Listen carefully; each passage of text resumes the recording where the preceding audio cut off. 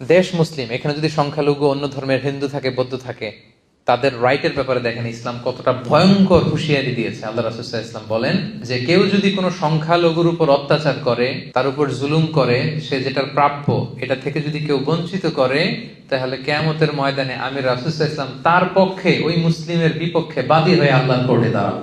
আপনি নামাজ পড়তে পড়তে কপালে দাগ ফেলাই দিচ্ছেন, দাড়ি রাখতে রাখতে এত লম্বা জুব্বা, এরপরে হিন্দুদের বাড়ি দখল করতেছেন আর বলতেছেন আপনি বড় হাজী সাহেব। আল্লাহ রাসূল সাল্লাল্লাহু আলাইহি ওয়াসাল্লাম বলতেন কিয়ামতের দিন আল্লাহ রাসূল ওই হিন্দুর পক্ষে থাকবে, আপনার বিপক্ষে। কথাটার ওজন খেয়াল করেন। আল্লাহ রাসূল সাল্লাল্লাহু আলাইহি ওয়াসাল্লাম বলেছেন তুমি মুসলিম হও, তুমি হাজী হও, তুমি যেটা হও, তোমার বিপক্ষে থাকবে আমার অবস্থান কিয়ামতের দিন।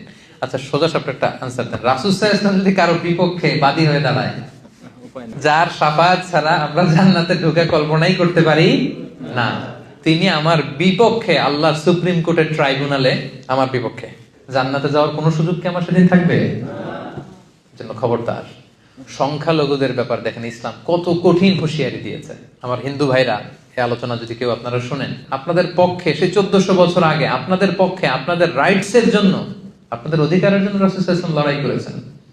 স্পষ্ট ঘোষণা, সংখ্যালঘুদেরকে আক্রমণ করলে, এদের উপর অত্যাচার করলে, জুলুম করলে, এদের প্রাপ্য অধিকার থেকে বঞ্চিত করলে, আমি নবী কিয়ামতের দিন সংখ্যালঘুর পক্ষে দাঁড়াবো, তার বিপক্ষে দাঁড়াবো।